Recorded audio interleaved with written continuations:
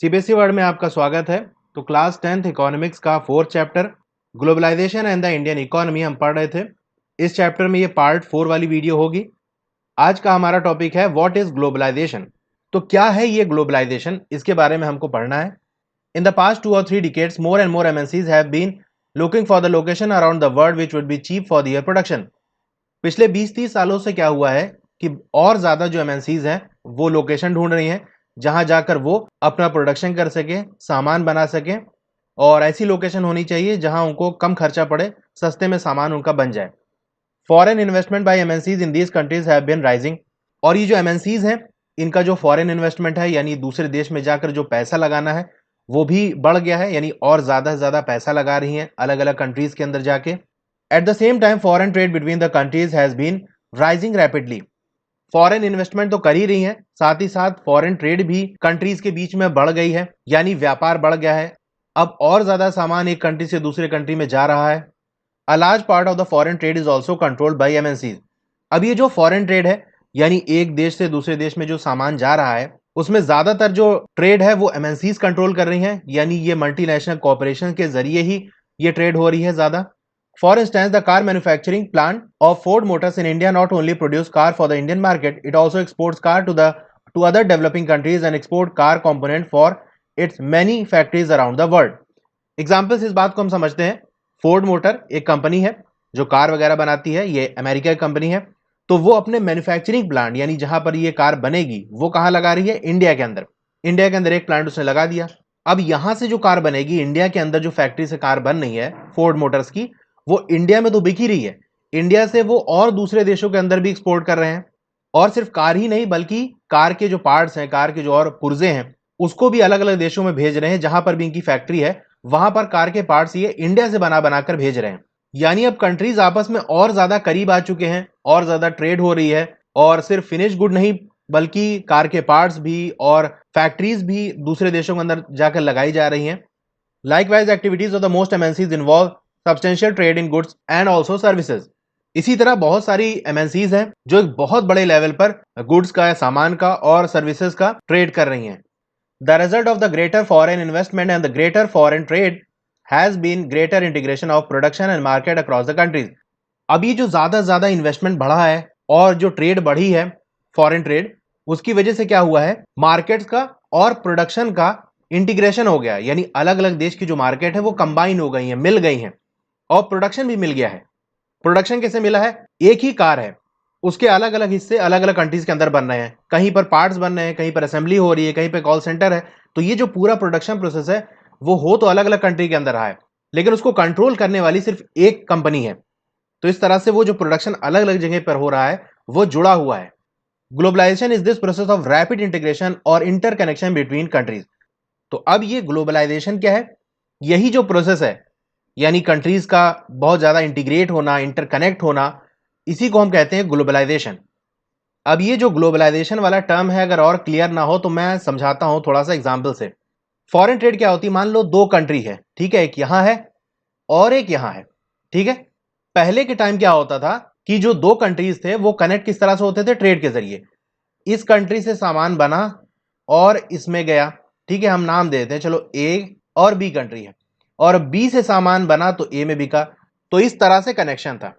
अब मान लो ये दोनों कंट्रीज बहुत दूर हैं और ट्रांसपोर्ट भी उस टाइम बहुत पहले अच्छा नहीं था, बहुत ज्यादा टाइम लगता था कहीं जाने के लिए।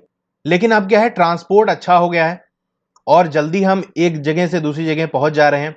तो अब क्या हो गए, कंट्रीज करीब आ गए हैं। वही ए और बी की जो डिस्टेंस है यानी कम टाइम के अंदर हम कवर कर ले रहे हैं, तो हम मान लेते हैं कि अब ये कंट्रीज और ज्यादा करीब हो गए हैं। अब ट्रेड से कनेक्शन तो है ही, व्यापार हो रहा है, और क्या हो रहा है, ए जाके बी में इन्वेस्टमेंट कर रहा है, फॉरेन इन्वेस्टमेंट, बी ए में जाके इन्वेस्टमेंट कर रहा है, ए अपनी फैक्ट्री जाके बी में लगा रहा है और बी अपनी फैक्ट्री जाके ए में लगा रहा है। ए से लोग पढ़ाई करने के लिए या बिजनेस करने के लिए, जॉब करने के लिए बी में जा रहे हैं, और बी से निकल के लोग ए के अंदर आ रहे हैं। ए का कल्चर बी में जा रहा है और बी का कल्चर ए में आ रहा है। तो आप देख सकते हैं ये कितना ज्यादा कनेक्शन बढ़ चुका है। यही जो प्रोसेस है यानी ये जो कंट्रीज का कनेक्शन हो रहा है, पूरे दुनिया के जो कंट्रीज आपस में जो कनेक्ट हो रहे हैं, तो उस कनेक्ट होने वाले प्रोसेस को हम ग्लोबलाइजेशन कहते हैं, ठीक है। ज्यादा कनेक्ट होंगे, तेजी से कनेक्ट होंगे तो हम कहेंगे ग्लोबलाइजेशन बढ़ गया है। और कनेक्शन कमजोर होने लगेगा, कंट्रीज दूर होने लगेंगे, ट्रेड वगैरह कम होने लगेगी, तो हम कहेंगे ग्लोबलाइजेशन कम हो गया है। तो ये ग्लोबलाइजेशन क्या है? प्रोसेस का नाम है जिसकी वजह से देश कनेक्ट होते हैं एक दूसरे के साथ। जनरली ये वर्ड जो ग्लोबलाइजेशन है वो इकोनॉमिक्स के फील्ड में यूज किया जाता है, और जहां पर भी पैसे से लेन देन का मामला होता है उसके जरिए जब कंट्री कनेक्ट होते हैं तो उस प्रोसेस को हम ग्लोबलाइजेशन कहते हैं। तो अगर डिफिनीशन के बारे में लिखने को कहा जाएगा तो आप यही लिख देंगे, globalisation is the process of rapid integration और इंटरकनेक्शन बिटवीन कंट्रीज।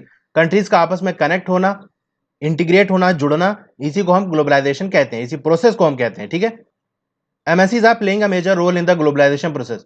अब इस ग्लोबलाइजेशन प्रोसेस में जो सबसे बड़ा रोल है वो एमएनसीज का है। एमएनसीज ही ज्यादा काम कर रही हैं, इन्वेस्टमेंट भी कर रही हैं, फैक्ट्रीज भी जाके लगा रही हैं, सामान भी बनाकर भेज रही हैं।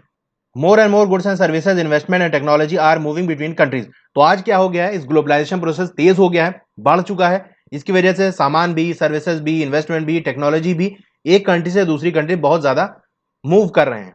Most region of the world are in closer contact with each other than a few decades back.